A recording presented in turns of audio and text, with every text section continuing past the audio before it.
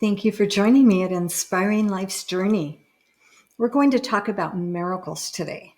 Miracles require change.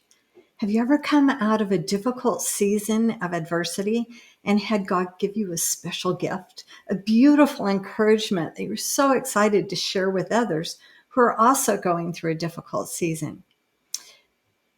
But not everyone can receive that gift. Years ago, in response to a "How can I pray for you?" I had someone angrily scream that they love their life. That's absolutely clear, in a sense. So, not everybody's ready. Change requires a few extra dozen minutes a day at least. It requires facing stuff we don't want to face. And let's face it, we all have stuff, more some days than others. But it reminds me of that saying, better the devil you know than the devil you don't know. The problem is that both devils are inside of us. Have you ever heard that old saying of the Cherokee grandfather whose grandson told him, "Grandfather, sometimes I feel as though there's two wolves fighting inside of me, a good and a bad. Which will win, grandfather?" And the grandfather thoughtfully replied, "The one you feed." Well, in this instance, the one you feed is the good wolf. It requires thought and preparation and daily feeding. Whereas the bad wolf doesn't need food. It devours you. It devours your hopes and your dreams. As you can tell, my mantra right now is, if nothing changes, no thing changes. I embrace change at this season.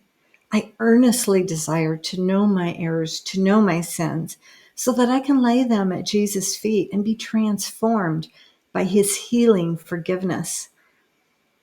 I long to move forward less encumbered by the past and by my former self. But that's not the way of the world.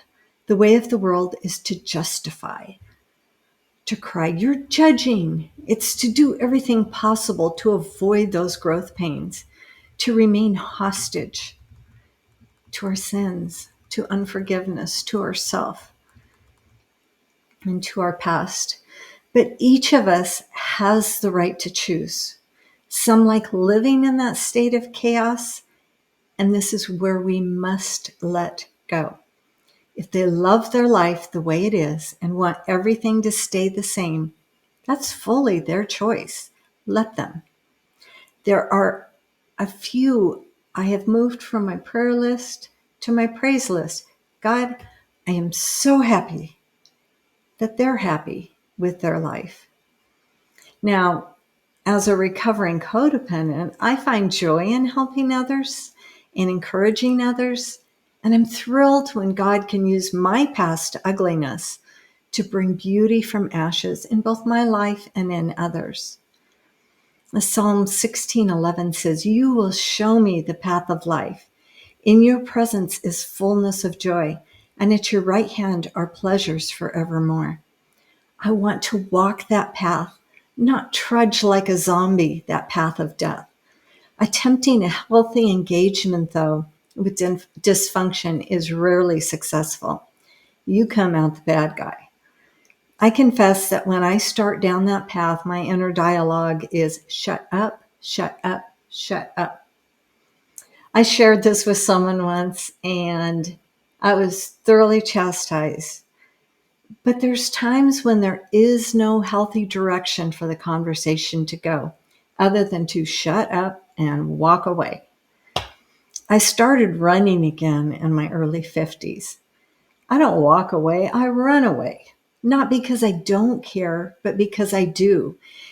It's a healthy way to deal with swallowing the things you want to say, to release that frustration and to keep your mouth shut when there is no right answer. At first, my husband didn't understand this method until he tried going for a walk when he was backed into a verbal corner. And he found that it cleared his head sufficiently to find the path around the chaos. Miracles require change. You have to do things different. Mostly because miracles are born in the depths of our soul. And God does not bring about miracles until our hearts, our souls, and our minds are in a place to receive them. We are in a season right now where we're seeking and embracing the changes that God is bringing about in us. It's not easy, but like the butterfly beating against the cocoon, like the eaglet pounding against the shell, that place was a safe place to grow. But now we have the gateway to a new life, or that safe place becomes a tomb. Think about it this week. Pray about what changes God has for your life. God bless you.